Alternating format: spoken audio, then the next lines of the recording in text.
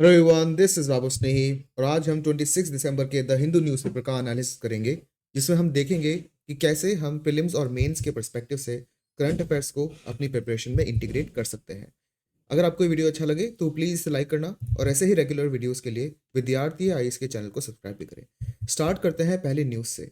तो ये एक पर्टिकुलर न्यूज़ है जो हमने कल भी देखी थी और उस पर्टिकुलर न्यूज़ का आज एक्सपेंशन भी हुआ है, क्योंकि केन बेटवा लिंक प्रोजेक्ट जो है उसको फाइनली लॉन्च कर दिया गया है।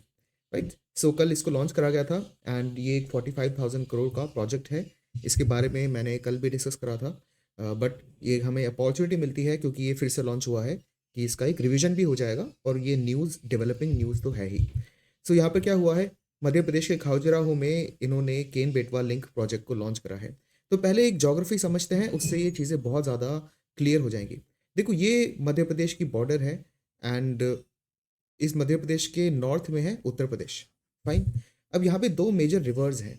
एक है केन रिवर जो कि यहाँ पे ट्रैवल कर रही है, ठीक है। दूसरी है बेटवा रिवर जो कि यहाँ से ट्रैवल कर रही है। अब डेफिनेटली यहाँ पे और भी कुछ छोटी मोटी ट्रिब्यूटरीज हैं, बट मेनली यही दो रिवर्स हैं जो कि यहाँ पे ट्रैवल करती है और जिनके अंदर अच्छा खासा वॉल्यूम है। और उन्हीं दो रिवर्स को एक पर्टिकुलर कैनाल के थ्रू क्या करा जाएगा, लिंक करा जाएगा। अब रिवर्स को लिंक इसलिए करा जाता है, और ये चीज़ मैंने कल भी डिस्कस करी थी, कि जहाँ पे पानी, नदी में पानी बहुत ज़्यादा होता है वहाँ पे फ्लड्स आ जाती है, बाढ़ आ जाती है। और जहाँ पे या तो नदी ही नहीं होती या फिर नदी होती भी है तो वहाँ पे पानी बहुत कम होता है, तो इन रीजन में सूखा पड़ता है, ड्राउट बहुत ज़्यादा आता है। तो क्यों ना इन दोनों रिवर्स को लिंक कर दिया जाए, जिसके कारण वो नदी जिसमें पानी बहुत ज़्यादा आ रहा है वो डाइवर्ट होके उस रीजन में जा सकती है जहाँ पे पानी कम था। तो इससे दोनों प्रॉब्लम्स एक ही सोल्यूशन से सॉल्व हो जाती है। ये एक इसका एम होता है। ऑब्वियसली इसके बहुत सारे एम्स होते हैं, बट यहाँ पर क्या किया जा रहा है, इन दोनों रिवर्स को लिंक करा जाएगा। और ये जो पूरा रीजन है, इस पूरे रीजन को बुंदेलखंड रीजन के नाम से भी जाना जाता है, जहाँ पे ये रीजन थोड़ा सा एरिड या फिर सेमी एरिड की कैटेगरी में आता है और यहाँ पे थोड़ा ड्राई रीजन ये है।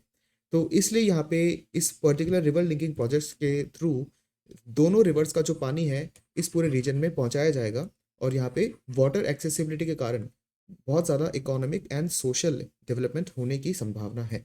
लेकिन इसमें दो तीन इश्यूज हैं जो आपको ध्यान रखने हैं। पहला जो सबसे इम्पोर्टेंट इशू है वो ये है कि यहाँ पर आपको दिख रहा होगा पन्ना लिखा है, और पन्ना नेशनल पार्क एक बहुत ही इंपॉर्टेंट नेशनल पार्क है, जो काफ़ी बायोडाइवर्स भी है। एंड जो रिवर केन है वो पन्ना नेशनल पार्क से होकर ही गुजरती है। तो ये प्रीलिम्स के पर्सपेक्टिव से एक दो चीज़ आपको ध्यान रखनी है। दूसरी चीज़, जब वो इस रिवर से, इस पर्टिकुलर नेशनल पार्क से होकर गुजर रही है और इसी के पास से ये जो लिंक है ये भी पन्ना नेशनल पार्क के पास से ही होकर गुजरता है, तो ये माना जाता है कि इस पर्टिकुलर प्रोजेक्ट से जो ये नेशनल पार्क है यहाँ पे बायोडाइवर्सिटी को काफ़ी नुकसान हो सकता है। दूसरी चीज़ आपको ध्यान रखनी है कि रिवर लिंकिंग से क्या होता है कि जब रिवर का कोर्स बदला जाता है तब कुछ बदलाव बायोडाइवर्सिटी को भी देखने को मिलते हैं। सपोज ये एक रिवर है जो इस डायरेक्शन में फ्लो करती थी, तो यहाँ पे जितनी भी फिश रहती है या जितना भी एक्वा कल्चर है वो, एक्वा कल्चर नहीं, एक्वाटिक लाइफस्टाइल है या एक्वाटिक लाइफ है, वो इस रीजन में ही रहती थी।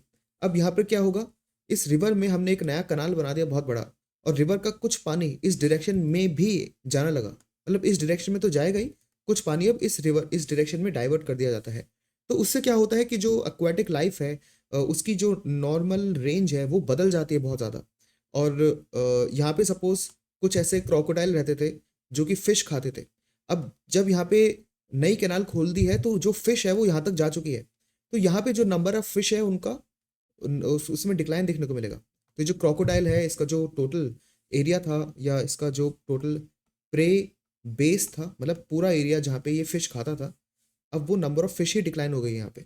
तो क्या होता है कि इकोलॉजिकल कुछ इसके चैलेंजेस भी एग्जिस्ट करते हैं, चाहे इंडिया में कहीं भी रिवर लिंकिंग प्रोजेक्ट हो। एक और चीज़ आपको ध्यान रखनी है कि यहाँ पे इसी यहीं पे इस रीजन के अराउंड ही खजुराहो के टेम्पल्स भी हैं जो 11th से 13th सेंचुरी के अराउंड बने थे। एंड इनको चंदेल वंश के राजपूत ने बनाया था। तो ये कुछ बेसिक इन्फॉर्मेशन है इस पूरे रीजन की जो आपको ध्यान रखनी है। किसी भी तरह से घुमा के वो प्रीलिम्स में क्वेश्चन पूछ सकते हैं। और रिवर लिंकिंग पर ना एक मेंस में क्वेश्चन आ भी सकता है, GS1 ज्योग्राफी में आ सकता है, GS3 एनवायरनमेंट में भी आ सकता है। तो ये सारे टॉपिक्स आपको पता होने चाहिए कि क्या क्या फ़ायदे हैं, क्या क्या नुकसान है, और एग्जाम्पल्स भी आपको पता होने चाहिए ताकि आप मेंस में कोट कर पाओ। अदरवाइज ये क्वेश्चन प्रीलिम्स में आता है, तो किन किन टॉपिक्स पे आ सकता है वो मैंने आपको बता दिया। उसके अलावा यहाँ पे जो दौधन डैम है, इस पर भी काम चल रहा है और ये भी केन रिवर पर ही है, एंड इसको भी इस पर्टिकुलर प्रोजेक्ट में इंक्लूड करा गया है। तो ये सारी चीज़ आपको ध्यान रखनी है जितनी भी मैंने आपको बताई है। फाइन। सो जो बुंदेलखंड का रीजन है ऑब्वियसली ये उत्तर प्रदेश में भी है, और थोड़ा और मध्य प्रदेश में भी है, एंड इसको लॉन्च करा गया। उसके अलावा मध्य प्रदेश में एक और प्रोजेक्ट लॉन्च करा गया जिसको आप Omkareshwar floating solar energy project बोलोगे। तो यहाँ पे क्या हुआ है, सिंपल सी बात है, एक नदी है, नदी का अगर मैं क्रॉस सेक्शन बनाऊं, तो सपोज ये नदी का बॉटम है, ये नदी का बेस है, नदी के नीचे ज़मीन है। तो यहाँ पे कुछ सपोर्ट के थ्रू क्या करा जाएगा, इस नदी के ऊपर एक स्ट्रक्चर रखा जाएगा और उसके ऊपर सोलर पैनल्स को फिट कर दिया जाएगा। तो ऐसे क्या होता है, ये बन चुका है अब आपका, क्या बन चुका है, ये बन चुका है आपका फ्लोटिंग सोलर पैनल का प्रोजेक्ट, या फिर फ्लोटिंग सोलर एक प्लांट ये बन जाएगा। तो इससे होता क्या है, इससे फायदा ये रहता है कि जो लैंड की रिक्वायरमेंट होती है सोलर प्रोजेक्ट्स के लिए, वो अब नहीं रहेगी क्योंकि आपने फ्लोटिंग बना दिया। सेकेंडली, जो सोलर पैनल्स हैं, आपको ये भी पता है कि जो सनलाइट जब सोलर पैनल्स पे गिरती है तभी जाके इलेक्ट्रिसिटी जनरेट होगी। सपोज ये जो सोलर पैनल है इसके ऊपर डस्ट जम गई, और डस्ट जम जाती है तो क्या होता है, वाटर चाहिए होता है इसको साफ करने के लिए। तो अगर आपने लैंड पे सोलर पैनल लगा रखा है तो आपको बहुत ज़्यादा इलेक्ट्रिसिटी प्लस एक्स्ट्रा लैंड की ज़रूरत पड़ेगी पानी को उस सोलर पैनल के प्लांट तक ले जाने के लिए। लेकिन जब आपने पानी के ऊपर या नदी के ऊपर ही सोलर प्लांट लगा रखा है तो ये जो क्लीनिंग प्रोसेस है बहुत ईजी हो जाता है और बहुत ही सस्ते में कम इलेक्ट्रिसिटी खर्च करके हो जाता है। सो द थिंग इज कि ये बहुत सारे फायदे हैं फ्लोटिंग सोलर पैनल के या फ्लोटिंग सोलर प्लांट के। तो जो आपको ध्यान रखना है, ये फीचर्स प्रीलिम्स में पूछे जाते हैं कि क्या क्या फायदे हैं, क्या क्या नुकसान है। तो ये भी आपको ध्यान रखना है कि ये मध्य प्रदेश में इसको लॉन्च करा गया है और ओमकारेश्वर में ये है। और ये जो रिवर है यहाँ पे मध्य प्रदेश की, वो है नर्मदा रिवर। तो नर्मदा रिवर पर इस पर्टिकुलर फ्लोटिंग सोलर पैनल या सोलर प्लांट को लॉन्च करा गया है। जो केन बेटवा लिंक है, डेफिनेटली इसका ज़्यादातर एरिया मध्य प्रदेश में ही आता है, फिर दूसरे नंबर पे उत्तर प्रदेश में इसका एरिया आता है, और दौधन डैम भी इसमें कवर्ड है, उसकी लोकेशन भी मैंने आपको दिखा दी थी, और ये भी केन रिवर पर ही एग्जिस्ट करता है। इस प्रोजेक्ट के फायदे क्या होंगे, अब जैसे मैंने आपको बताया कि जहाँ पे वाटर नहीं था या वाटर की कमी थी वहाँ पे पानी लाया जाएगा। तो वहाँ पे जो खेती होती थी, वहाँ पे जितनी फसल उगती थी वो डिपेंड करती थी बारिश पे। इस बारिश पे डिपेंडेंट वाले एग्रीकल्चर को कहते हैं रेन फेड एग्रीकल्चर। ठीक है, रेन फेड एग्रीकल्चर वो एग्रीकल्चर होता है जो बारिश पे डिपेंडेंट हो। और क्लाइमेट चेंज, ग्लोबल वार्मिंग के कारण जो बारिश का पैटर्न है वो बहुत बदल चुका है। तो जो फसल उगाने का जो तरीका है उस पर बहुत ज़्यादा फर्क पड़ता है, क्योंकि पानी की अवेलेबिलिटी बारिश से या रेन से बहुत ही अनप्रिडिक्टेबल हो चुकी है।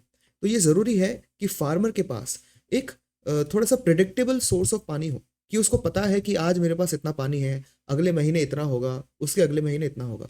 उसके लिए एक सिंपल तरीका है कि वहाँ पे इरिगेशन प्रोवाइड किया जाए।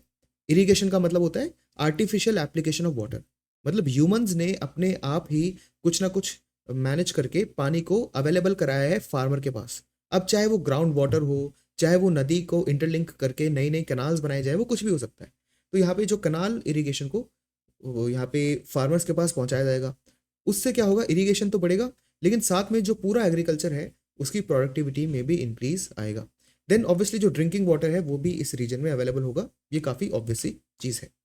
उसके अलावा ये तो बात कर ली हमने मध्य प्रदेश और यूपी में जो बुंदेलखंड रीजन है वहाँ पे केन बेटवा रिवर लिंकिंग प्रोजेक्ट की। अब इसके अलावा एक और प्रोजेक्ट को, जो कि रिवर लिंकिंग प्रोजेक्ट ही है, लॉन्च किया गया है और इसका नाम है पार्वती कालीसिंध चंबल रिवर। इस मैप में एक और चीज़ आपको दिख रही है कि ये जो दोनों रिवर्स है, चाहे वो बेटवा रिवर हो चाहे वो केन रिवर हो, ये यमुना में जाके मिल रही है। और एक और चीज़ देखो, यमुना ना इस डायरेक्शन में चल रही है, यमुना इस डायरेक्शन में चल रही है, तो यमुना का राइट ये हो गया, लेफ्ट ये हो गया, और ये दोनों रिवर्स इस डायरेक्शन से आके यमुना में मिलती हैं। तो क्या मतलब है कि दोनों रिवर्स यमुना की राइट बैंक ट्रिब्यूटरी हो जाएंगी, क्योंकि ये यमुना के डायरेक्शन के राइट साइड से उससे मिलती है। तो ये राइट बैंक ट्रिब्यूटरी है यमुना की, ये भी आपको ध्यान रखना है। अब देखते हैं कि ये जो दूसरा प्रोजेक्ट है जो उन्होंने लॉन्च करा है ये क्या है। इसका भी मैप देखते हैं। ज्योग्राफी से बहुत सारी चीज़ें ऑटोमेटिकली समझ में आ जाती है। देखो यहाँ पे राजस्थान है और नीचे की साइड है मध्य प्रदेश। राजस्थान से एक बनास रिवर निकलती है जो कि चंबल रिवर में जाके मिक्स हो जाती है। ठीक है, चंबल रिवर में जाके वो जुड़ जाती है। और देखो चंबल रिवर इस डायरेक्शन में चल रही है और बनास रिवर इस डायरेक्शन से आ रही है, तो मतलब चंबल के लेफ्ट से वो चंबल में आके मर्ज हो रही है। तो ये चंबल की लेफ्ट बैंक ट्रिब्यूटरी है बनास रिवर, ये आपको ध्यान रखना है। उसके अलावा मध्य प्रदेश की भी दो नदियां हैं, काली सिंध और पार्वती, और ये भी मध्य प्रदेश से ही निकलती है। ये पूरा जो रीजन है, इस रीजन को रफली मालवा बोला जाता है।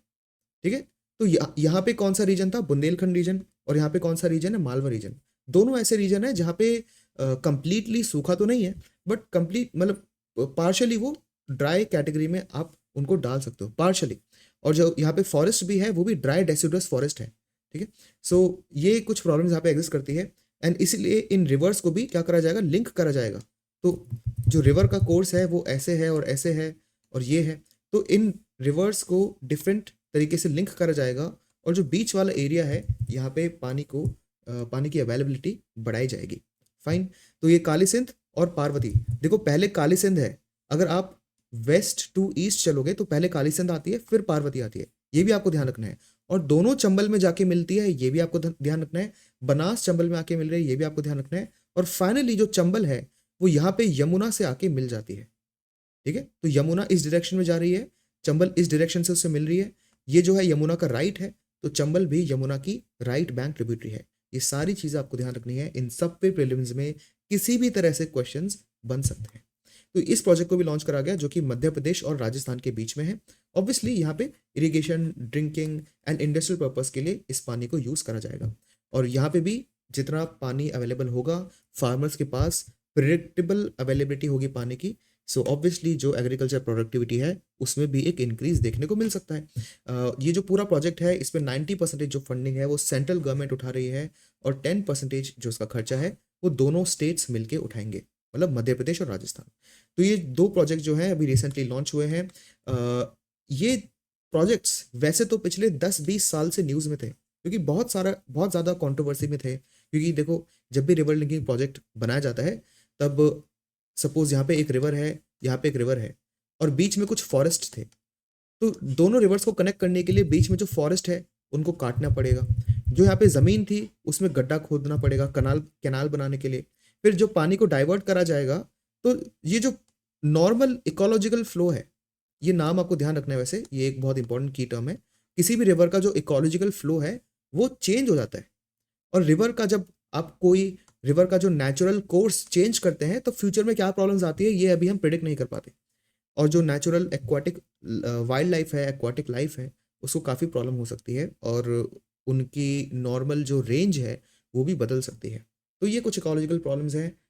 बट क्या है कि क्योंकि इसी साल अभी रिसेंटली इसको लॉन्च करा गया है, तो अगले प्रीलिम्स में या अगले किसी भी स्टेट एग्जामिनेशन में इसके क्वेश्चंस आने के चांसेस बहुत ज़्यादा बढ़ जाते हैं। चलते हैं नेक्स्ट एडिटोरियल की तरफ। तो आज क्या है, 26 दिसंबर को 2004 में एक सुनामी आई थी, वो भी 26 दिसंबर को ही आई थी, एंड उसके आज बेसिकली 20 ईयर्स हो चुके हैं। अब क्योंकि 20 ईयर्स हुए हैं तो एक बहुत बड़ा माइलस्टोन है। सो इट इज़ पॉसिबल कि अब अगले प्रीलिम्स में और अगले मेंस में सुनामी से रिलेटेड या डिजास्टर मैनेजमेंट रिलेटेड कोई क्वेश्चन बन सकता है। ठीक है, तो सुनामी क्या होती है और वो नॉर्मली कैसे आती है, या 2004 में कैसे आई थी, ये बहुत ही ब्रीफली मैं आपको समझा रहा हूँ। देखो सुनामी का बेसिकली मतलब होता है कि बहुत ही ज़्यादा वॉल्यूम में जो पानी की वेव्स हैं वो ट्रैवल करती है। ठीक है, तो और ये जो वेव्स हैं, जितना डीप वाटर है ये इनका जो एम्पलीट्यूड है उतना कम होता है। मतलब अगर मैं ज़मीन बनाऊं, सपोज ये मैंने ऐसे लैंड बना दी, या ऐसे लैंड बना देता हूँ मैं, ठीक है, और यहाँ पे है समुद्र, तो ये तो पूरा ओशन है। ये जो पूरा रीजन है ये तो ओशन है, और ये है लैंड का रीजन। ठीक, ये लैंड का रीजन है, यहाँ पे बीच है। अब सपोज क्या होता है, सुनामी कैसे आती है, मतलब इतनी बड़ी वेव्स समुद्र में बनती भी क्यों है, उसके बहुत सारे कारण होते हैं। जो सबसे ज़्यादा न्यूज़ में रहता है कारण वो ये है कि जो ये ज़मीन है ओशियन के नीचे, जो ओशन का बेस है, ओशन का बॉटम है, उसके अंदर भी बहुत बड़े-बड़े माउंटेन्स होते हैं और यहाँ पे ये जो माउंटेन है, सपोज़ इसका एक हिस्सा टूट के नीचे गिर गया, तो अब इसके ऊपर तो पानी है ना पूरा, तो ये समुद्र के बेस के अंदर माउंटेन है और ये जो पूरा माउंटेन है, ये पूरा इसके आस-पास पानी तो है, तो इसका ये पूरा हिस्सा गिर गया यहाँ पे साइड में। तो जो पानी का पूरा वॉल्यूम है, वो भी इस डायरेक्शन में मूव करेगा और उससे क्या है एक वेव चालू हो जाएगी और ये जो वेव है, वो धीरे-धीरे ट्रैवल करेगी चारों डायरेक्शन में, ठीक है? अब आपके दिमाग में एक और क्वेश्चन आएगा, कि ये इतना बड़ा हिस्सा माउंटेन का जो कि समुद्र के अंदर है, वो गिरेगा कैसे? सिंपल सी बात है, कोई बड़ा अर्थक्वेक आया होगा, कोई अर्थक्वेक आया, ये जो माउंटेन है वो डिस्प्लेस हुआ और एक बहुत बड़ी जो वेव है या पानी का बहुत बड़ा वॉल्यूम को इसने धक्का दिया। उससे क्या है जो पूरा जो ओशन है उसका जो उसके अंदर एक वेव क्रिएट हो जाती है बहुत बड़ी। एक और रीज़न हो सकता है कभी-कभी ये जो माउंटेन है, ये शायद वोल्केनिक भी हो सकता है। तो कोई समुद्र के अंदर माउंटेन है, एक्चुअली बहुत सारे माउंटेन्स होते हैं समुद्र के बेस के अंदर जो हमें दिखते तो नहीं है बट होते हैं। अब इनके अंदर इसके अंदर वोल्केनिक इरप्शन हो गया मान लेते हैं। तो वोल्केनिक इरप्शन के कारण भी क्या होगा जो इस माउंटेन के ऊपर पहले पानी था, अब इस वोल्केनिक इरप्शन ने इस पूरे पानी के वॉल्यूम को चारों दिशाओं में धक्का दे दिया। तो अब ये जो है फिर से एक बहुत बड़ी वेव यहाँ पे बन जाती है। तो ऐसे बहुत सारे कारणों की वजह से बड़ी-बड़ी वेव्स बन जाती है, फाइन? तो ऐसा आप देख सकते हो। अब एक और चीज़ देखो, जब यहाँ पे मान लेते हैं यहाँ से जो है पानी का बहुत बड़ा वॉल्यूम डिस्प्लेस हुआ है या उसको धक्का दिया गया है, तो अब ये चारों डायरेक्शन में पुश होगा, ठीक है? चारों डायरेक्शन में पुश होगा। तो ऊपर वाले वाटर मॉलिक्यूल्स पे भी धक्का लगेगा, नीचे वाले वाटर मॉलिक्यूल्स पे भी धक्का लगेगा। लेकिन देखो नीचे वाले वाटर मॉलिक्यूल्स बहुत दूर है ना? और ऊपर वाले वाटर मॉलिक्यूल्स भी यहाँ पे कंपैरेटिवली काफ़ी दूर है। तो यहाँ पे जो वेव है, वो छोटी सी ही दिखेगी, मतलब वो बहुत लंबी होगी, ठीक है? वो बहुत लंबी होगी। यूजुअली जो वेव्स है वो ऐसे आपको दिखेगी, जो विंड के कारण होती है। नॉर्मली जो आपको वेव्स दिखती हैं वो हवा के कारण होती है। लेकिन यहाँ पे जो वेव्स बनती है सुनामी की, ये हवा के कारण नहीं है, ठीक है? अब आपको समझ में आ रहा है डिफरेंस? तो यहाँ पे जो वेव बनेगी ना वो भी काफ़ी बड़ी बनेगी, बहुत बड़ी, ठीक है? लेकिन जो उसकी हाइट है वो कम है। तो जो उसका ये टोटल हाइट है ये कम है एंड इसको आप एम्पलीट्यूड भी बोल सकते हो एक तरह से। इसका एम्पलीट्यूड या इसकी जो हाइट है वो काफ़ी कम है। लेकिन ये जो इसकी वेवलेंथ है ना, वेवलेंथ, ये बहुत ज़्यादा है, ठीक है? वेवलेंथ बहुत ज़्यादा है। दिख ही रहा है आपको कि वेवलेंथ काफ़ी ज़्यादा है और एम्पलीट्यूड कम। तो इससे पता चलता है कि शायद कोई सुनामी आ रही है। लेकिन जब यही वेव ट्रैवल करती हुई शोर के पास पहुंचती है, जहां पे ये जो डेप्थ है ना काफ़ी कम हो गई। यहाँ पे तो डेप्थ काफ़ी ज़्यादा थी, यहाँ पे डेप्थ काफ़ी कम हो गई। तो अब वही देखो कि ये जो प्रेशर लग रहा था, ये जो धक्का मिला और इससे जो वेव चालू हुई, ये यहाँ तक पहुंच गई है। अब देखो यहाँ पे जो वाटर मॉलिक्यूल ज़मीन से काफ़ी पास है और सरफेस पे भी काफ़ी पास है, तो क्या होगा वो नीचे भी धक्का ज़्यादा देगी और ऊपर भी ज़्यादा धक्का देगी। नीचे अगर वाटर मॉलिक्यूल धक्का देगा तो नीचे तो ज़मीन है, तो ज़मीन तो कहीं जाएगी नहीं, तो ज़मीन के कारण जो पानी है वो वापस ऊपर उछलेगा, ठीक है? और जो पानी ऊपर धक्का जा रहा है वो तो और ऊपर उछल रहा है, तो यहाँ पे प्लस हो जाता है दोनों और यहाँ पे जो वेव बनेगी और ज़्यादा तेज़ी से या और ज़्यादा ऊपर बनेगी। तो यहाँ पे देखो जो वेवलेंथ है वो गिर गई और जो एम्पलीट्यूड है वो बहुत ज़्यादा बढ़ गया, हाइट बढ़ गई वेव की। और जब ये यहाँ पे पहुंच जाएगी तो क्या होगा, इस लेवल पे तो पानी और ज़्यादा ऊपर चले जाएगा और यहीं पे लोग खड़े हैं, ठीक है? अब आपको समझ में आएगा कि सुनामी इतनी खतरनाक क्यों होती है और वो दिखती क्यों नहीं है। यहाँ पे तो सुनामी दिखी ही नहीं, विजिबल ही नहीं थी। बहुत सारे लोग जब ये एक्चुअली इंडोनेशिया और जो साउथ ईस्ट एशिया है वहाँ पे इसका अर्थक्वेक का एपिसेंटर था और उसी के ऊपर से फिर ये एक बहुत बड़ी सुनामी चालू होती है। तो वहाँ पे ना बहुत सारी ओशन के बीच में बहुत बड़ी बड़ी शिप्स थी, उनके पास तो इतनी छोटी सी वेव आके चली गई, छोटी मतलब हाइट में छोटी, लेकिन एक बहुत ही बड़ी वेव बनी, बड़ी वेवलेंथ वाली, लेकिन उसकी हाइट बहुत छोटी थी। तो शिप ने तो नोटिस नहीं करा इतना, लेकिन पता चला कि यही वेव कोस्ट पे पहुंच के इतनी बड़ी हो गई, ठीक है? इतनी बड़ी ये वेव हो गई और जब ये आगे जाएगी तो डेफिनेटली इन सबको एनगल्फ कर लेती है और इतनी बड़ी वेव है, इतना ज़्यादा वॉल्यूम है उसके अंदर पानी का, तो जो बिल्डिंग्स हैं, इंफ्रास्ट्रक्चर है, ब्रिजेस हैं, उन सबको भी ये ब्रेक करती जाती है और इसका बहुत बड़ा इम्पैक्ट हुआ था। हज़ारों लोगों की अनफॉर्चुनेटली डेथ हुई थी। और इंडिया में अंडमान निकोबार आइलैंड्स में इंडोनेशिया के बहुत सारे रीजन्स में, मलेशिया में, थाईलैंड में, और इंडिया में भी जो तमिलनाडु वाला रीजन है, श्रीलंका में, और तमिलनाडु में भी जो नागापट्टिनम एक जगह है, यहाँ पे भी बहुत ज़्यादा डिस्ट्रक्शन हुआ था। ठीक है, तो ये बेसिक हिस्ट्री बतानी ज़रूरी थी क्योंकि इसको 20 ईयर्स हुए हैं, तो आपको ये मैकेनिज्म पता होना चाहिए। वैसे तो ये स्टैटिक का पोर्शन था, लेकिन आज ना 2 एडिटोरियल्स इसी पर आए हैं। तो एक ये एडिटोरियल है, इसके बाद भी ऐसा ही है, तो इसको समझाना थोड़ा इंपॉर्टेंट था। तो यहाँ पे इन्हीं चीज़ों को बता रहे हैं कि कैसे सुनामी आई, और 2004 में इंडियन सुनामी आई थी इंडियन ओशन में, एंड तब तक कोई अर्ली वार्निंग सिस्टम नहीं था सुनामी के लिए। ठीक है, ये काफ़ी इंटरेस्टिंग है।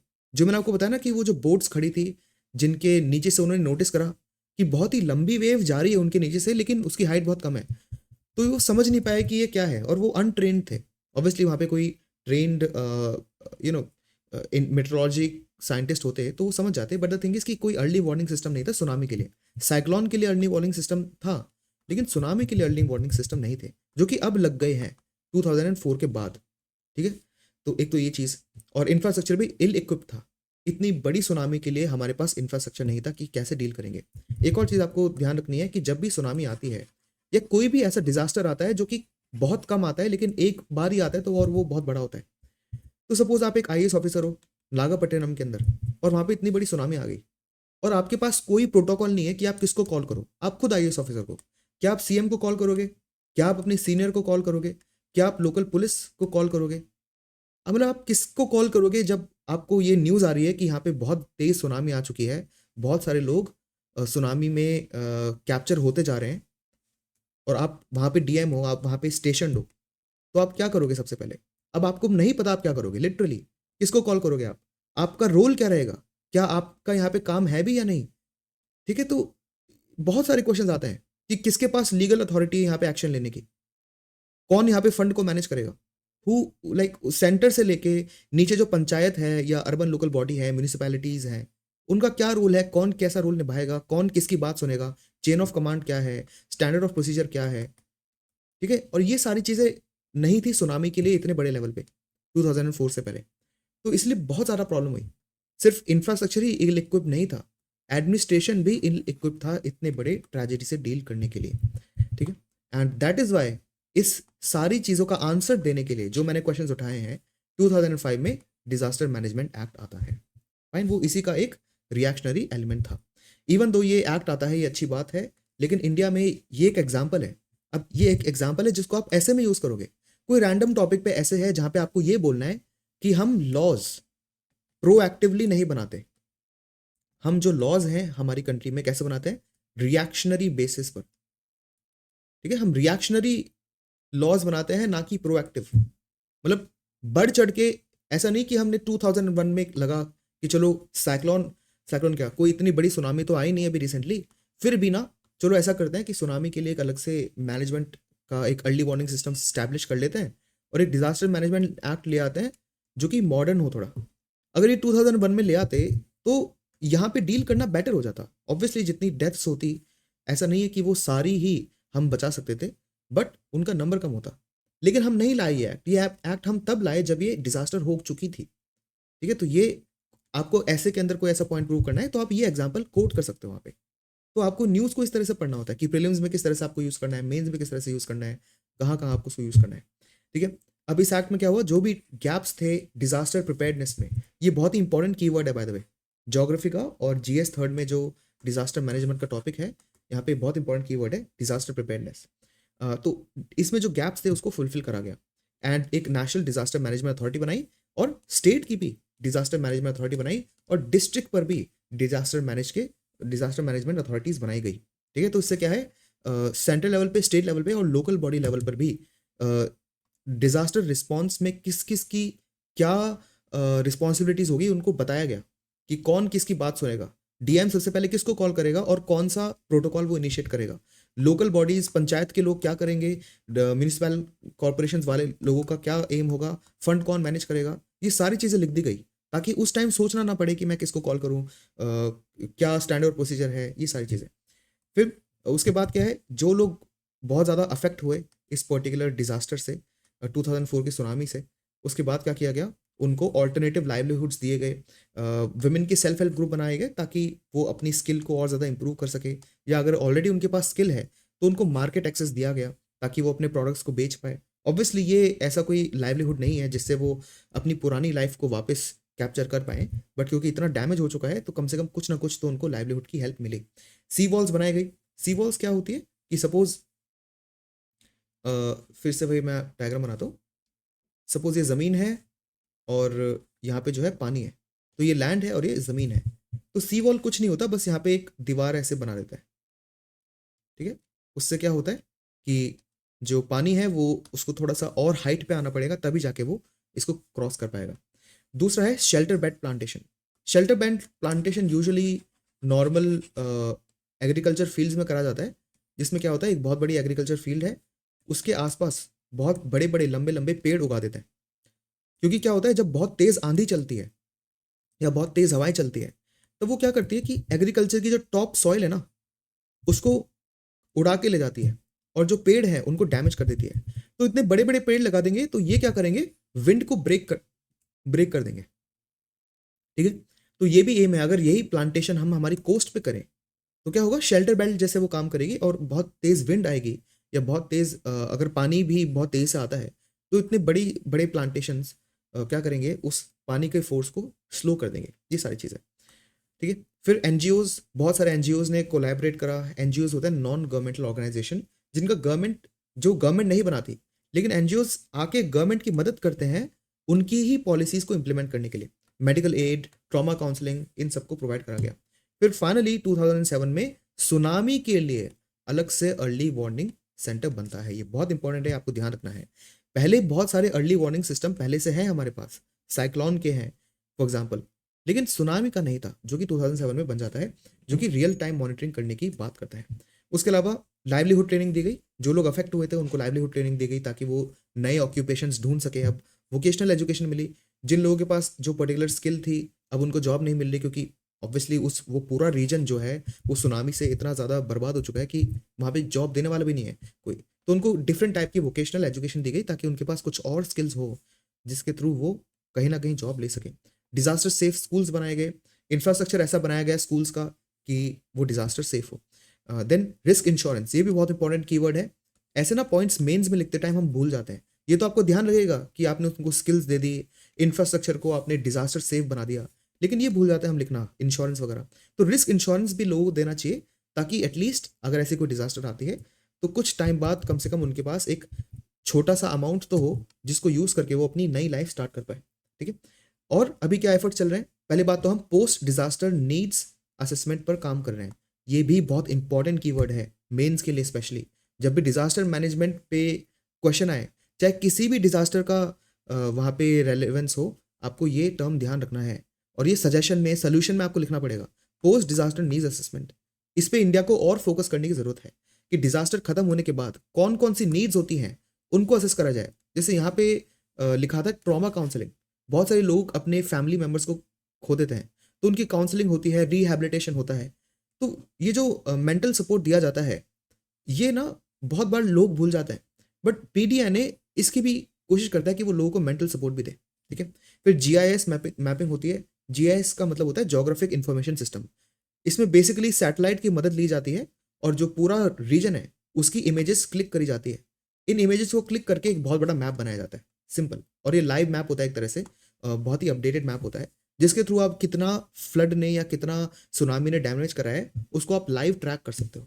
देन एआई ड्रिवन असेसमेंट्स भी होते हैं, जो बहुत सारे एआई मॉडल्स हैं जो कि प्रिडिक्ट भी कर सकते हैं, ठीक है? सपोज अब क्योंकि सुनामी अर्ली वार्निंग सिस्टम आ चुका है तो इसने डिटेक्ट करा कि इंडियन ओशन में कहीं दूर ना इतने इतने एम्पलीट्यूड की वेव और इतनी वेवलेंथ वाली वेव बनी है और वो इतनी दूर है। तो एआई मॉडल प्रिडिक्ट कर सकता है कि वो कितने टाइम में इंडिया को हिट करेगी, कितनी लंबी और बड़ी वेव वो इंडिया के शोर्स तक होगी, कितना डैमेज हो सकता है और उसके लिए कितने लोगों की ज़रूरत है। ये सारी कैलकुलेशंस एआई खुद कर सकता है। तो ये सारी चीज़ें हम करने की अभी कोशिश कर रहे हैं। चलते हैं नेक्स्ट पर्टिकुलर आर्टिकल में। तो ये एक और आर्टिकल था, आई थिंक ये मैंने पिक्चर अनफॉर्चुनेटली सेम ही पेस्ट कर दी है, बट इस पर्टिकुलर यहाँ पे जो आर्टिकल होना चाहिए था वो भी यही बात कर रहा है। और उस आर्टिकल का टाइटल बेसिकली ये है, आप देख सकते हो पेज नंबर 6 पे। उसमें ये लिखा है कि कौन कौन से लेसन्स हैं जो हमने सीखे हैं 2004 की सुनामी से, ठीक है। वो लेसन्स उन्होंने यहाँ पे ऑथर ने यहाँ पे मेंशन करे हैं, तो वही चीज़ें हमें यहाँ पे ध्यान रखनी है। तो कौन कौन से लेसन्स हैं जो हमने 2004 सुनामी से सीखे हैं? देखो यहाँ पे एक और टर्म मेंशन है, डिजास्टर रिस्क रिडक्शन। ये भी बहुत इंपॉर्टेंट कीवर्ड है। डिजास्टर रिस्क रिडक्शन ऐसी स्ट्रैटेजी होती है जिसमें आप वो सारी चीज़ें करते हो जिससे डिजास्टर रिस्क कम हो, डिजास्टर रिस्क ही कम हो जाए। जैसे सपोज साइक्लोन है, ठीक है। अगर साइक्लोन है और साइक्लोन यूजुअली किसी एरिया में आता है और कुछ महीनों में आता है, तो पहली बात तो उन महीनों में आप फिशरमैन को क्या कर सकते हो, मना कर सकते हो कि भाई इस महीनों में आप ओशियन में जाके मछली मत पकड़ो क्योंकि यहाँ पे साइक्लोन आ सकता है। और फिशरमैन को कुछ ऑल्टरनेटिव आप देख सकते हो ताकि उस टाइम पे वो ये ऑल्टरनेटिव लाइवलीहुड कर ले, ठीक है। और जो कोस्ट लाइन है वहाँ पे बहुत सारे आप शेल्टर बेल्ट वाले पेड़ उगा सकते हो, जिससे क्या होगा, जो विंड आ रही है वो क्या करेगी, विंड की स्पीड को ये पेड़ जो है ब्रेक कर देंगे। या बहुत सारे मैंग्रोव्स उगा सकते हो जिससे जो पानी की बाढ़ आ रही है, जिसको आप स्टॉर्म सर्ज भी बोलते हो, वैसे स्टॉर्म सर्ज बोला जाता है जब जो पानी है समुद्र का वो हवा के साथ चलते चलते जमीन पे आ जाता है, ठीक है, इसको कहते हैं स्टॉर्म सर्ज। तो मैंग्रोव जो है इस स्टॉर्म सर्ज को भी रोक सकता है, ठीक है। तो यहाँ पे आपने क्या करा, जो डिजास्टर का रिस्क था उसको कम कर दिया। अब यहाँ पे फिशरमैन की जान खतरे में नहीं है, साइक्लोन की स्पीड कम हो जाएगी, या एटलीस्ट जो कोस्ट लाइन है वो इतनी डैमेज नहीं होगी। तो जितना रिस्क था डिजास्टर से वो कम हो गया। इसको कहता है डिजास्टर रिस्क रिडक्शन स्ट्रैटेजी। और ये यहाँ पे मल्टी हजार्ड रेजिस्टेंट होम्स बनाने की बात की जाती है। मल्टी हजार्ड मतलब मल्टी मतलब बहुत सारे, हजार्ड मतलब डिजास्टर, मतलब जितने भी टाइप के डिजास्टर हो सकते हैं। आग लगना, फायर डिजास्टर हो सकता है, लैंडस्लाइड हो सकती है, फिर फ्लड आ सकता है, सुनामी आ सकती है, साइक्लोन आ सकता है, किसी भी टाइप का हजार्ड या डिजास्टर हो सकती है। तो हमारे सिर्फ होम ही नहीं, सारा इंफ्रास्ट्रक्चर इस तरह से डिजाइन होना चाहिए जो कि मल्टी हजार्ड रेजिस्टेंट हो और उसको मैनेज कर पाए। अब देखते हैं कौन कौन से वो लेसन्स हैं जो ऑथर के अकॉर्डिंग हमने सीखे हैं 2004 की सुनामी से। सबसे पहला वो बोल रहे हैं कि मैंग्रोव एक नेचुरल बफर है। इसका मैंने आपको एग्जांपल भी दिया अभी। मैंग्रोव्स क्या क्या होते हैं कि वो बहुत ही ज़्यादा डेंस उनकी रूट्स होती हैं, बहुत ही डेंस प्लांट्स होते हैं वो, एक्सट्रीमली डेंस। तो यहाँ पे फिर से इसी डायग्राम की बात करते हैं। सपोज यहाँ पे पानी है, ठीक है, और यहाँ पे क्या है, जमीन। तो यहाँ पे आपने मैंग्रोव्स उगा दिए सपोज, तो क्या होता है, मैंग्रोव्स इतना डेंस है कि उसके नीचे जो मिट्टी है या जो सॉइल है वो भी मैंग्रोव्स के साथ एकदम जुड़ जाती है, उसमें फंस जाती है। तो अब जब यहाँ पे बहुत ही तेज वेव्स आएंगी तो ये जो कोस्ट लाइन है ना, ये बहुत ही मुश्किल से टूटेगी, इतना इजीली नहीं टूटेगी। फाइन, तो ये मैंग्रोव्स कोस्ट लाइन की इंटेग्रिटी को प्रोटेक्ट करके रखते हैं और ये बहुत इंपॉर्टेंट होता है। तो mangrove plantation is essential for the protection of the coastal levels. और ये वेव एनर्जी को क्या करता है, एब्जॉर्ब कर लेता है। और हो क्या रहा है अनफॉर्चुनेटली, हमारी इंडिया की कोस्ट में, स्पेशली जो हमारी ईस्ट कोस्ट है और स्पेशली आंध्र प्रदेश वाली जो कोस्ट है या फिर नॉर्थ ऑफ तमिलनाडु वाली कोस्ट है, पुडुचेरी के अराउंड, वहाँ पे श्रिम्प फार्मिंग के लिए, टूरिज्म के लिए लार्ज स्केल हम मैंग्रोव्स को उखाड़ के उनको खत्म कर रहे हैं, उनको डिस्ट्रॉय कर रहे हैं। तो ये प्रॉब्लम्स हो रही हैं। दूसरी, पब्लिक कोस्टल रिसोर्सेज, ये बहुत इंपॉर्टेंट है। यहाँ पे जो ऑथर है वो ये बता रहे हैं कि थाईलैंड में क्या है, कोस्ट लाइन प्रिजर्वेशन जो था उसके कोस्ट लाइन प्राइवेटाइजेशन जो चालू हुआ उसके कारण जो लोकल कम्युनिटीज़ थी उनको वहाँ पे निकाल दिया गया। अब क्या है, इंडिया के अंदर जो कोस्टल एरियाज हैं वहाँ पे local communities hundreds of years से रहते हुए आ रही है। और वो क्योंकि वहाँ पे coastal communities hundred of years से रह रही है, उसके कारण क्या है कि उन लोगों को अभी भी पता है कि कैसे उनको कोस्टल एनवायरनमेंट के साथ जीना है, जहाँ पे वो नॉर्मल ह्यूमन फंक्शन भी कर ले और एनवायरमेंटल सस्टेनेबिलिटी भी इंश्योर करे।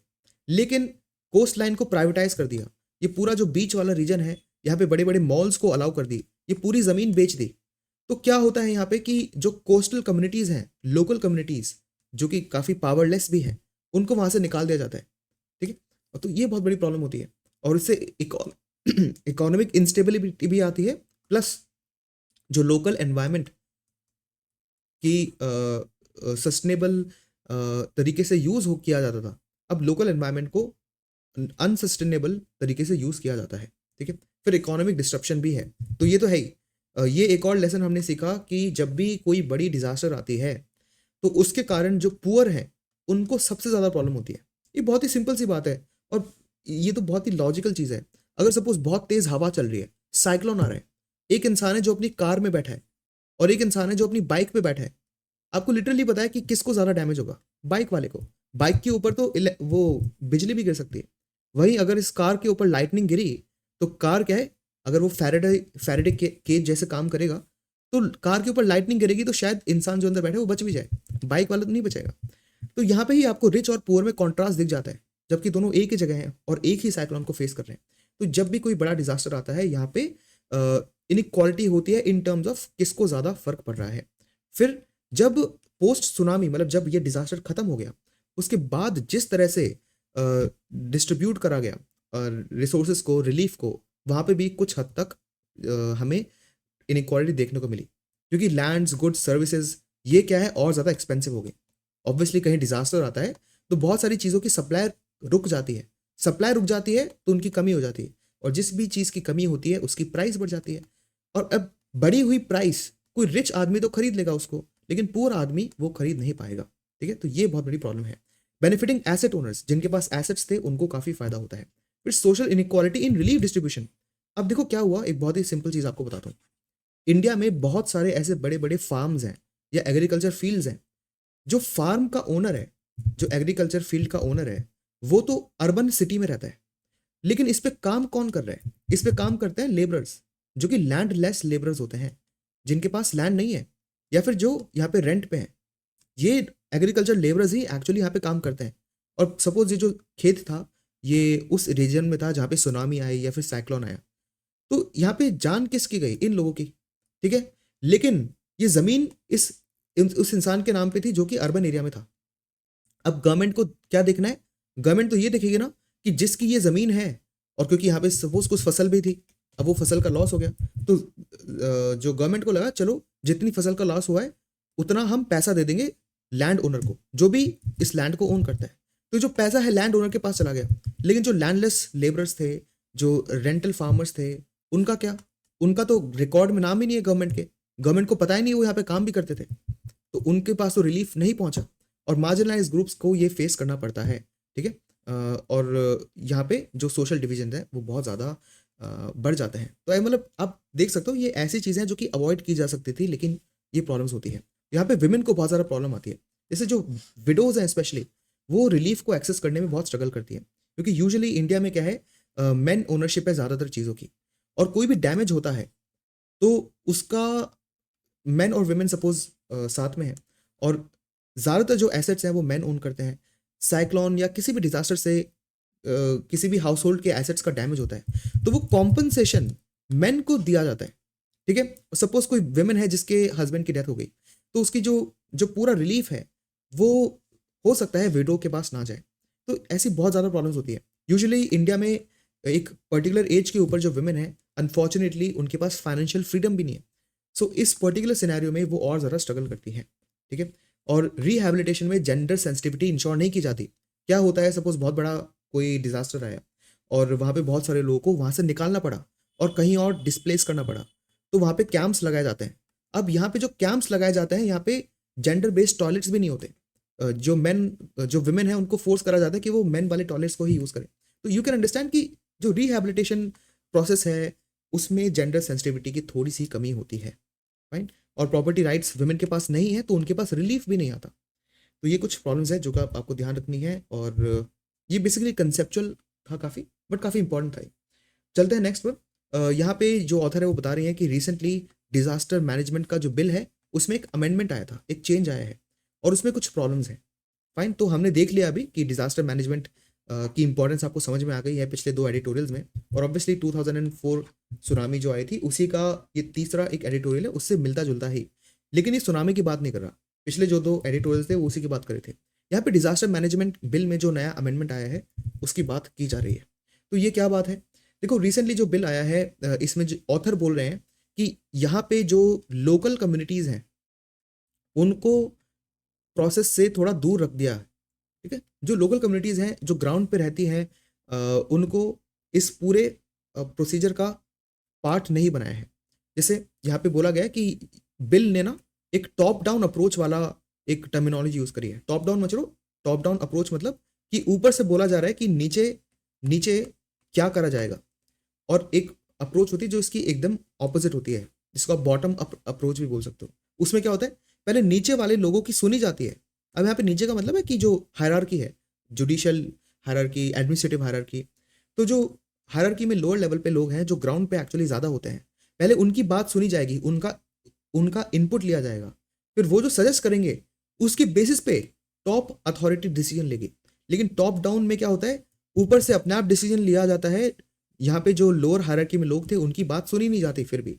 तो ऑथर बोल रही है कि जिस तरह से टर्मिनोलॉजी यूज हुई है इस अमेंडमेंट में, वो टॉप डाउन अप्रोच को ही ज्यादा रिफ्लेक्ट करती है। जैसे यहाँ पे लिखा है मॉनिटर शब्द, कि जो ऊपर वाली अथॉरिटीज हैं वो लोकल कम्युनिटीज को मॉनिटर करेगी, उन पर नजर रखेगी, ठीक है, और गाइडलाइंस देगी। मतलब टॉप अथॉरिटी लोकल कम्युनिटीज को बताएगी कि उनको क्या करना है।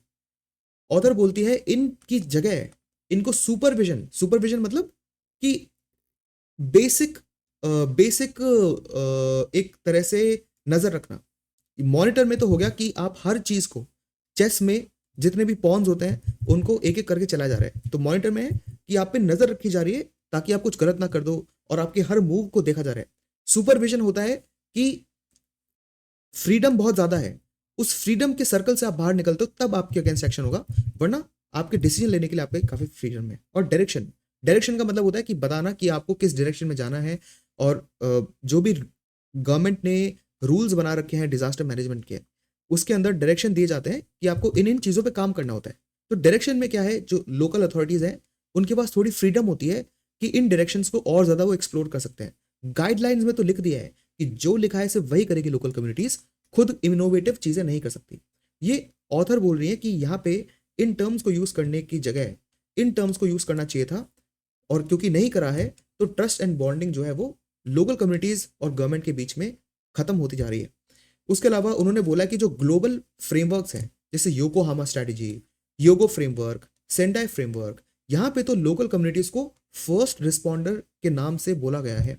वो काफी ऑब्वियस भी है, क्योंकि सबसे पहले जब डिजास्टर आएगी तब जो लोकल कम्युनिटीज हैं, चाहे वो लोकल लोग हों, चाहे वो पंचायत हो, म्यूनिसिपल कॉरपोरेशन हो, लोकल गवर्नमेंट बॉडीज हों, यही जो है पहले रिस्पॉन्ड करती है।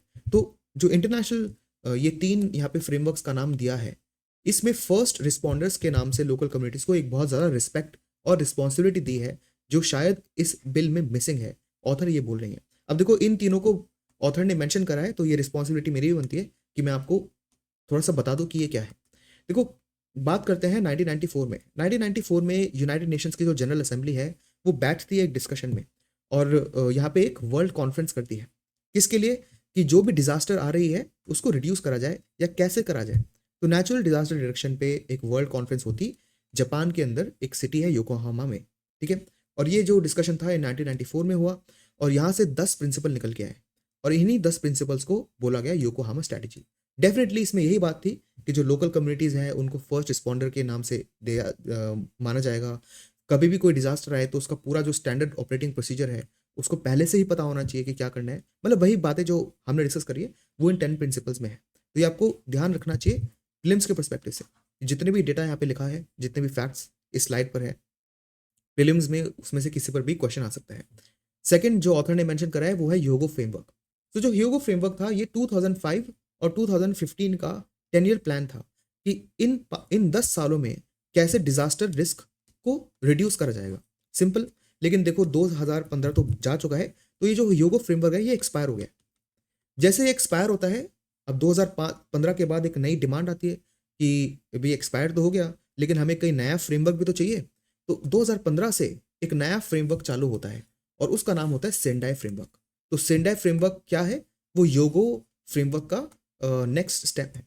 और सेंडाई फ्रेमवर्क ये डिसाइड होता है सेंडाई के अंदर। अब सेंडाई भी एक जगह है जापान के अंदर, इसलिए इसका नाम सेंडाई फ्रेमवर्क है, ठीक है। तो ये भी एक world conference of disaster risk reduction के अंदर इसको बनाया गया था, और ये तीसरी यूनाइटेड नेशन की ऐसी डिजास्टर रिस्क रिडक्शन वाली कॉन्फ्रेंस थी। फाइन। यहाँ पे सेंडाई के अंदर 2015 में सेंडाई फ्रेमवर्क बनता है। ये भी सेम बात कह रहा है। कुछ प्रिंसिपल्स इसने लिखे हैं कि कैसे डिजास्टर को रिड्यूस करना है, और यूनाइटेड नेशंस इसको सपोर्ट करेगा। बस वही सारी चीज़ें। यहाँ पे यूनाइटेड नेशंस का ही एक ऑफिस है डिजास्टर रिस्क रिडक्शन का, वो इस सेंडाई फ्रेमवर्क को इंटरनेशनल लेवल पे अप्लाई करता है। और देखो, क्योंकि ये जो सेंडाई फ्रेमवर्क है ये 2015 से 2030 तक चलेगा, ठीक है। जो योगो था ये 2005 से 15 चला, 10 साल, और जो सेंडाई फ्रेमवर्क है वो 15 से 30 साल चलेगा, 15 से 30 तक चलेगा, 15 साल तक। और अब ये जो 2030 है ना, ये ईयर सुन के आपके दिमाग में और भी चीज़ें आगे होगी। तो ये जो सेंडाई फ्रेमवर्क है, ये चला करके इसका जो ईयर है वो 30 रखा गया है, ताकि ये बाकी 2030 वाले जो एजेंडा है उनके साथ अलाइन हो जाए। जैसे पेरिस अग्रीमेंट, वो 2030 तक वहाँ पे फाइनेंशियल जो कमिटमेंट है उसको पूरे करने की बात है। देन सस्टेनेबल डेवलपमेंट गोल्स, ये भी 2015 से चालू है, 2030 तक ये चलेंगे। न्यू अर्बन एजेंडा है, और एडिस अबाबा एक्शन था फाइनेंसिंग फॉर डेवलपमेंट के लिए। ये सारे 2030 एजेंडा के पार्ट हैं। अब इस पर भी अलग से प्रीलिम्स में क्वेश्चन बन सकता है कि 2030 एजेंडा में कौन कौन सी चीज़ें आती हैं, तो आपको ये ध्यान रखना है। फाइन, तो ये 3 फ्रेमवर्क ऑथर ने मेंशन करे थे, तो मैंने आपको थोड़ा सा एक्सप्लेन कर दिया कि यहाँ पे जो है लोकल कम्युनिटीज को फर्स्ट रिस्पॉन्डर के नाम से जाना गया है। दूसरी चीज, बिल के अंदर इंटरसेक्शनल डिस्क्रिमिनेशन के बारे में कुछ नहीं लिखा। मैंने अभी आपसे यहाँ पे क्या डिस्कस करा है कि जो लोग पुअर हैं या फिर बैकवर्ड क्लासेस से आते हैं, विमेन स्पेशली जो विडोज हैं या फिर वो विमेन हैं जिनके पास फाइनेंशियल फ्रीडम नहीं है, ये वल्नरेबल सेक्शन में हो जाते हैं। और ये स्पेशली इनका जो ट्रीटमेंट है, या फिर जो एग्रीकल्चर लेबरर्स हो गए, ठीक है, इन सब वल्नरेबल ग्रुप्स को ज़्यादा प्रॉब्लम होती है डिजास्टर रिलीफ एक्सेस करने में। और यहाँ पे एक इनइक्वालिटी या डिस्क्रिमिनेशन देखने को मिलता है, यही तो मैंने डिस्कस कराना। लेकिन उसके बारे में इस बिल में कुछ नहीं लिखा कि वो उसको कैसे सॉल्व करेंगे, इसका कोई मेंशन बिल के अंदर नहीं है। तो ये क्रिटिसिज्म ऑथर करती है, ठीक है। There is nothing in the bill for the performance evaluation इधर, मतलब जो डिस्ट्रिक्ट अथॉरिटीज़ हैं वो कितना अच्छा काम कर रही है डिजास्टर रिस्क रिडक्शन के लिए। क्या अगर वो डिजास्टर रिस्क रिडक्शन अच्छे से नहीं करती तो क्या उनको पनिशमेंट मिलेगा, करती है तो क्या उनको रिवॉर्ड मिलेगा, ऐसी कोई भी चीज़ बिल में नहीं मेंशन। फाइन, और यहाँ पे बिल ने ये लिखा है कि जो मैन मेड कॉजेज हैं, एक्चुअली मल्टीपल डिजास्टर्स बिल ने रिकग्नाइज करी है। एक तो नेचुरल डिजास्टर्स हो गई, और फिर एक होती है मैन मेड डिजास्टर। अब मैन मेड डिजास्टर क्या हो सकती है? एक बहुत बड़ी इंडस्ट्री थी जिसमें बहुत सारे केमिकल्स थे, उस इंडस्ट्री में ब्लास्ट हो गया और वो सारे केमिकल्स आसपास फैल गए, तो ये मैन मेड डिजास्टर है। इसके अंदर लॉ एंड ऑर्डर को इंक्लूड नहीं करें, ये प्रीलिम्स के लिए आपको ध्यान रखना है कि law and order man made disaster के अंदर इस बिल के अंदर नहीं है। लॉ एंड ऑर्डर वाली क्या प्रॉब्लम्स होती है? सपोज कोई बहुत ज़्यादा राइट हो गया, उसके कारण डिजास्टर आ गया, मतलब बहुत ज़्यादा लॉस हो गया, फिर कोई टेररिस्ट अटैक हो गया, तो वो भी एक डिजास्टर के इक्विवेलेंट हो रहा है होता है। तो इन चीज़ों को इस बिल ने इंक्लूड नहीं करा है डिजास्टर के कैटेगरी के अंदर, ये भी आपको ध्यान रखना है। लेकिन ऑथर बोल रही है कि आपने जो स्टेट का डीजीपी है उनको स्टेट एग्जीक्यूटिव कमीशन कमिटी जो है, मतलब डिजास्टर मैनेजमेंट के लिए स्टेट लेवल पे स्टेट एग्जीक्यूटिव कमेटी होती है, उसके अंदर आपने जो डायरेक्टर जनरल ऑफ पुलिस है उसको क्यों इंक्लूड कर दिया जब आपने लॉ एंड ऑर्डर को मैन मेड कॉजेज में इंक्लूड नहीं करा? तो यहाँ पे ऑथर बताती है कि ये एक इनकन्सिस्टेंसी है, ठीक है। तो ऑब्वियसली ये थोड़ा सा ओपिनियनेटेड आर्टिकल है, बट यहाँ से हमें कुछ और नई नई चीज़ें पता चली। लास्ट न्यूज़ पे आते हैं, centre yet to formally scrap free movement regime with Myanmar. देखो क्या था, इंडिया में जो नॉर्थ ईस्ट वाला रीजन है, यहाँ पे बहुत सारी फैमिलीज, ये जो म्यांमार की बॉर्डर है ना, इसके इस साइड भी रहती हैं और उनके रिलेटिव्स इस साइड रहते हैं, ठीक है। और क्योंकि जब इंडिया बना तो ऑब्वियसली ये एक इंटरनेशनल बॉर्डर हो गई, तो ये बहुत बड़ी प्रॉब्लम्स हो गई इन लोगों को कि वो अपनी फैमिलीज को विजिट नहीं कर पा रहे थे बॉर्डर के उधर। तो यहाँ पर क्या हुआ, एक फ्री मूवमेंट रिजीम चालू होती है, और ये चालू होती है 1968 से, ये आपको ध्यान रखना है, ठीक है। 1968 से ये चालू होता है, और यहाँ पे बोला गया कि देखो ये इंटरनेशनल बॉर्डर तो है, लेकिन बॉर्डर जो है ना, ये इसके इधर 40 किलोमीटर और इस बॉर्डर के इधर 40 किलोमीटर तक दोनों कंट्रीज के जो सिटीजन्स हैं वो मूव कर सकते हैं, ठीक है, और उनको ज़्यादा प्रॉब्लम नहीं आएगी। ऑब्वियसली उनको बॉर्डर क्रॉसिंग पर अपना कुछ डिटेल्स दिखानी पड़ेगी, बट द थिंग इज कि वो मूव कर सकती है, मिल सकती है, कुछ दिन रह सकती हैं और वापस अपनी कंट्री में लौट के आ जाएंगे, ठीक है। लेकिन क्या होता है कि इसका फ़ायदा उठा के यहाँ पे बहुत सारे जो इंसर्जेंट्स थे और कुछ मिलिटेंट ऑर्गेनाइजेशंस थी, वो क्या है, इंडिया की बॉर्डर के अंदर आ गई, और यहाँ पे बहुत ज़्यादा जो इंसर्जेंसी है वो चलती है।